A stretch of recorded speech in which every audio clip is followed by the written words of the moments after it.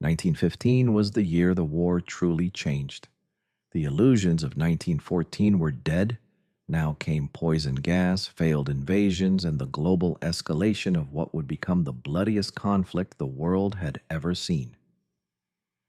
By early 1915, the Western Front was frozen in place. Trench systems ran from the English Channel to Switzerland. Every inch gained cost thousands of lives. The war of movement had become a war of attrition, and there was no end in sight. On April 22, 1915, near the town of Ypres in Belgium, German troops unleashed a new horror: chlorine gas. A greenish cloud rolled across the battlefield, choking, blinding, and suffocating the Allied soldiers. It was the first large-scale use of chemical weapons in warfare, and it broke the rules. Literally, poison gas violated international agreements, but no one cared anymore. Soon, both sides began using gas: chlorine, phosgene, and eventually, mustard gas. Despite terrible conditions, the Allies launched several offensives. In Artois and Champagne, French troops stormed German lines. Thousands died for a minimal gain.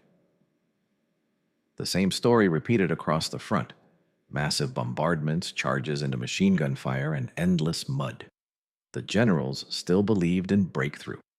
The reality was slaughter. By the end of 1915, over 2 million men had died on the Western Front alone, and not a single decisive victory had been achieved. As the Western Front stagnated, the Allies tried a new strategy: strike the Ottoman Empire.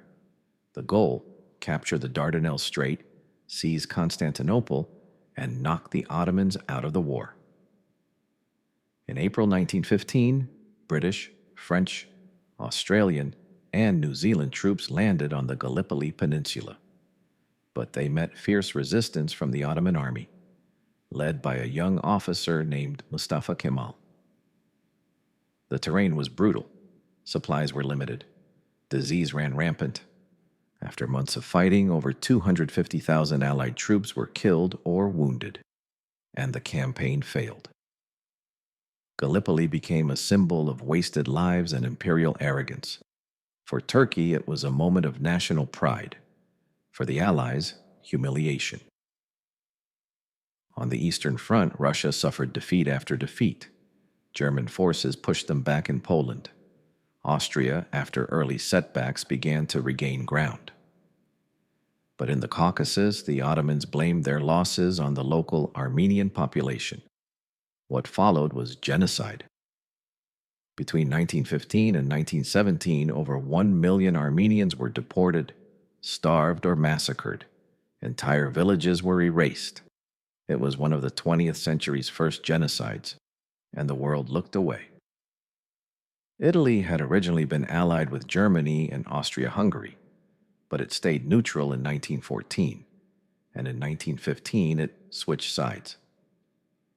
Promised land in the Alps and the Adriatic, Italy joined the Allies and declared war on Austria-Hungary. The result was the birth of a new front in the high mountains. Italian and Austro-Hungarian troops fought brutal battles in the Alps and along the Isonzo River. Avalanches, ice, and altitude claimed more lives than bullets. Germany began using submarines, U-boats, to blockade Britain. Unlike surface ships, submarines attacked without warning. On May 7, 1915, a German U-boat torpedoed the British passenger liner Lusitania.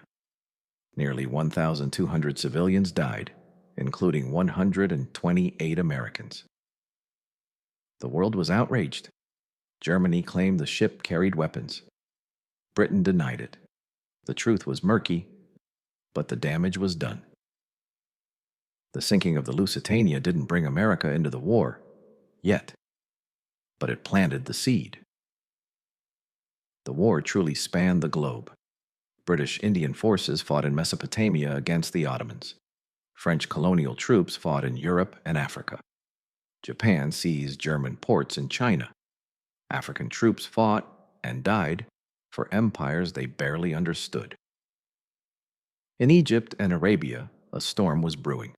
Rebellion against Ottoman rule would soon explode, reshaping the Middle East.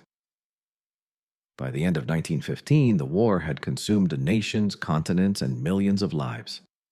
Old strategies had failed. New horrors had emerged. Poison gas, genocide, failed invasions. The war was no longer just a military struggle. It was a test of civilization itself. And the worst was yet to come. In Episode 5, we enter 1916, the year of carnage. Verdun, the Somme, and the war's most horrifying battles await. The old world was bleeding to death.